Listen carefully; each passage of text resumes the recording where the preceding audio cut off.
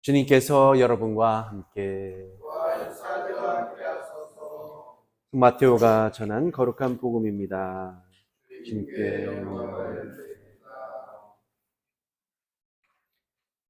재물을 땅에 쌓아두지 말아라.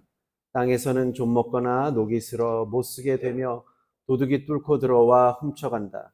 그러므로 재물을 하늘에 쌓아두어라. 거기서는 좀 먹거나 녹슬어 못 쓰게 되는 일도 없고 도둑이 뚫고 들어와 훔쳐가지도 못한다. 너희의 재물이 있는 곳에 너희의 마음도 있다. 그러므로 나는 분명히 말한다. 너희는 무엇을 먹고 마시며 살아갈까? 또 몸에는 무엇을 걸칠까 하고 걱정하지 말아라. 목숨이 음식보다 소중하지 않느냐? 또 몸이 옷보다 소중하지 않느냐? 공중의 새들을 보아라. 그것들은 씨를 뿌리거나 거두거나 곳간에 모아들이지 않아도 하늘에 계신 너희의 아버지께서 먹여주신다. 너희는 새보다 훨씬 귀하지 않느냐? 너희 가운데 누가 걱정한다고 목숨을 한 시간인들 더 늘릴 수 있겠느냐? 또 너희는 어찌하여 옷 걱정을 하느냐? 들꽃이 어떻게 자라는가 살펴보아라. 그것들은 수고도 하지 않고 길쌈도 하지 않는다. 그러나 온갖 영화를 누린 솔로몬도 이 꽃 한 송이만큼 화려하게 차려 입지 못하였다. 너희는 어찌하여 그렇게도 믿음이 약하냐?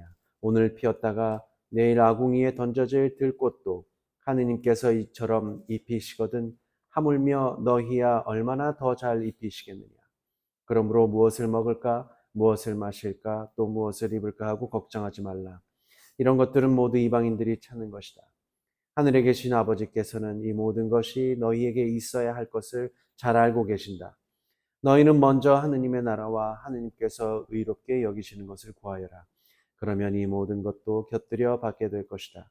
그러므로 내일 일은 걱정하지 말아라. 내일 걱정은 내일에 맡겨라. 하루의 괴로움은 그날에 겪는 것만으로 족하다. 주님의 복음입니다. 자리에 앉으십시오. 성부와 성자와 성령의 이름으로. 설날과 같은 추석, 설날과 추석과 같이 우리 민족의 고유한 명절이 되면 부모님을 찾아뵙고 조상들을 기리게 됩니다. 그래서 더욱 이런 명절에는 우리의 기원에 대해 돌이켜 봅니다. 속담처럼 전해지는 말이 있습니다. 안 되면 조상 탓, 잘 되면 못 들어보셨어요? 잘 되면 내 탓. 네. 저만 아는 것 같아서 깜짝 놀랐습니다. 네. 많이들 그런 얘기 하죠. 안 되면 조상 탓, 잘 되면 내 탓. 근데 원래 이 속담의 의미는 지금 우리가 하고 이제 성공과 실패를 두고 남 탓하거나 특히 조상 탓 해봤자 의미가 없다라는 그런 원래의 뜻이죠. 근데 살다 보면 정말 조상 탓, 부모 탓을 안 하시던가요? 하게 돼 있어요. 하게 돼 있어요. 조금이라도 우리 할아버지, 부모가 정말 성공한 집안이어서 나의 뒷바라지를 좀 잘해줬으면, 좀 빽이라도 좀 써줬으면 떵떵거리면서 살 수 있을 거라는 상상을 합니다. 남자분들은 예전엔 더 그런 게 심했죠. 내가 정말 그 3년을 내가 군대를 가야 돼? 어떤 사람들은 보니까 누구는 해서 또 방위로도 빼주고 면제로도 빼주고 막 그런 경우도 되게 많았죠. 그러니까 그렇게 근데도 정말 그리고 정말 귀하게 부자로 살고 교육을 잘 받게끔 집안에서 뒷바라지 해가지고 그렇게 살아가는 사람들 보면 부럽기가 이루 말할 수 없는 경우도 많습니다. 요새는 더 심해지는 것 같아요. 예. 요새는 더 심해지는 것 같습니다. 그렇지만 하느님을 믿는다는 사람들에게 이렇게 남 탓, 그리고 부모 탓을 하는 것보다는 자기 탓을 하는 편이 오히려 복음적입니다. 그래서 차라리 잘 되면 조상 탓, 안 되면 내 탓으로 돌리는 편이 낫습니다. 그래서 예부터 음덕이라는 말이 있죠. 음덕. 음으로 덕이 생긴다는 것인데요. 음으로 양으로 조상들이 덕을 쌓으면 그 은덕을 사실 후손들이 입게 된다는 믿음입니다. 그리고 따지고 보면 안 되면 조상 탓도 맞는 말이기도 합니다. 조상들이 덕을 많이 쌓으면 그 덕을 후손들이 입는 것은 맞는 말 중에 맞는 말이기도 하죠. 사실 그리스도교가 시작될 때에 그리스도를 믿는 사람 중에서는 가난한 사람들도 있었고 부유한 사람들도 있었습니다. 근데 그 사람들, 부유한 사람들이나 권력을 지닌 사람들은 박해를 기꺼이 받고서 자기 재산에 대한 미련보다는 오로지 영혼 구원이 우선이구나라는 생각으로 선행과 자선에 힘쓰고 자기 재산을 기꺼이 내놓고 권력도 버리고 그렇게 해서 그리스도를 따랐던 우리 역사를 보게 됩니다. 이렇게 세상에서 보면 갖은 고통과 인내를 겪으면서도 그 고통과 인내를 통해서 그리스도교는 오히려 가난한 이들에 의해서 계속 성장을 했고요. 그것이 전도가 돼서 지금 우리가 이 땅에서 그리스도를 믿게 되었습니다. 이러한 선한 영향력이라고 볼 수 있죠.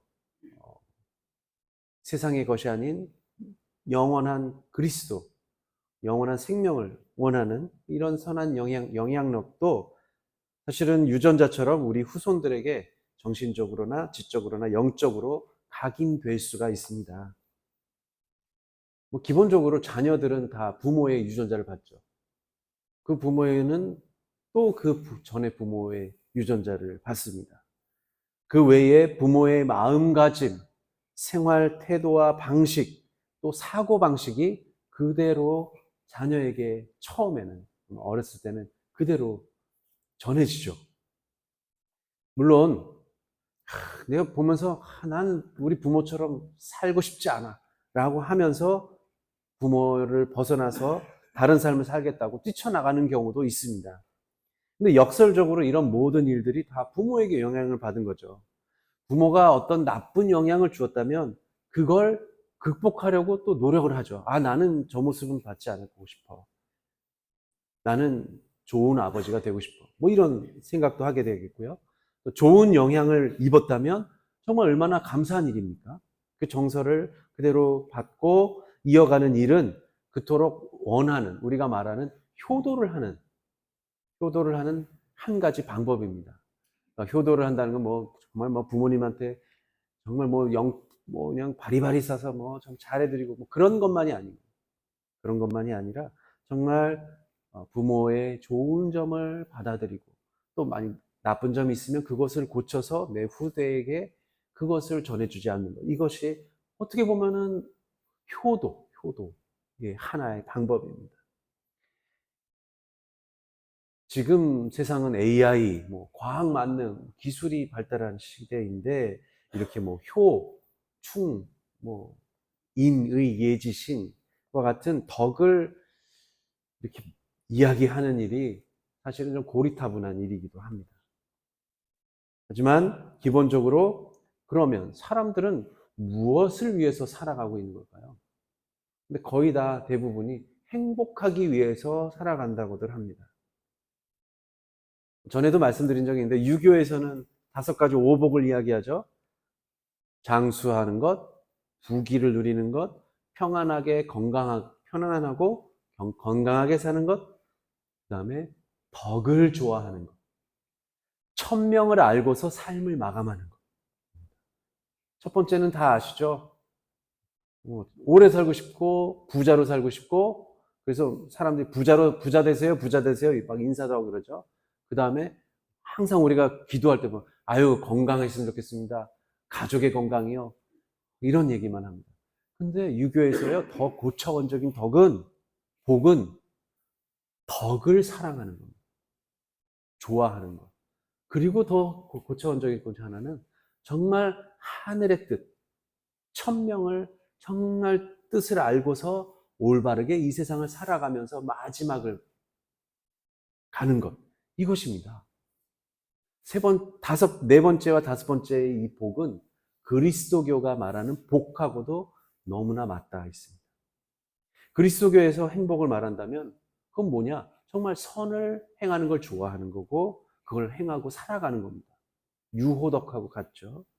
그리고 하느님의 얼굴을 정말 바라보고 그날이 정말 내 앞에 눈으로 바라보면서 그 뜻을 알고 하늘에 들어가는 것, 그것이 그리스도교가 말하는 궁극적인 목적이자 행복이죠.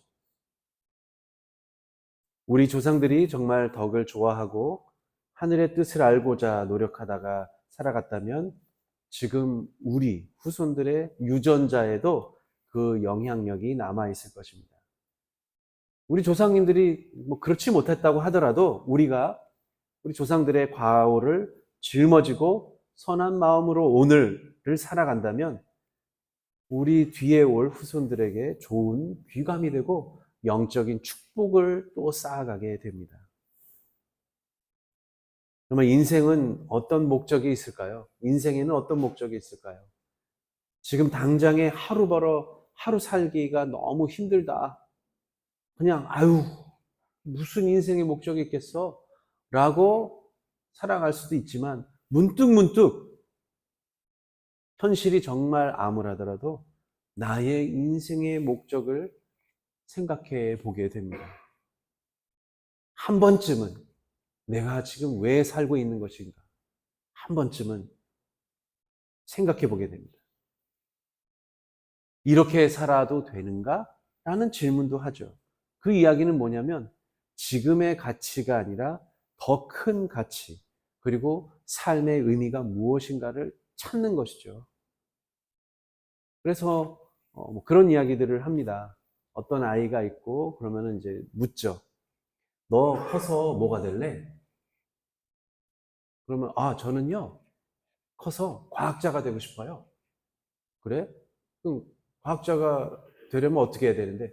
그러면은 대학에 가야죠.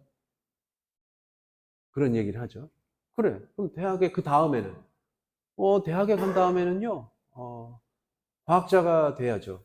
그 다음에 과학자가 되면은 취직을 잘할 거 아니에요. 어디 뭐 반도체 회사, 삼성, 뭐 하이닉스 뭐 이런 데 가서 반도체도 만들고 로봇도 만들고 그럴 거 아니에요.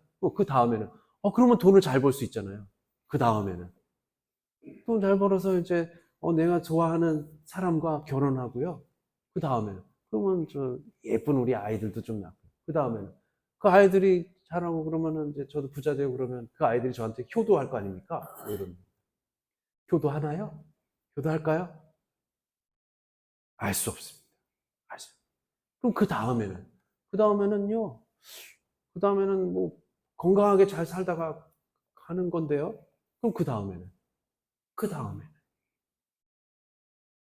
그 다음에는에 대해서 우리가 모릅니다. 모릅니다. 그냥 행복할 것 같아서요. 라는 말을 하죠. 행복을 찾아서 세상이 말하는 대로의 행복을 찾아서 살아간다면 행복은 찾을 수가 없습니다. 효도받고 싶다고 해도 자녀들은 본인이 생각하는 방법대로 효도를 받을 수 없고 하지도 않습니다.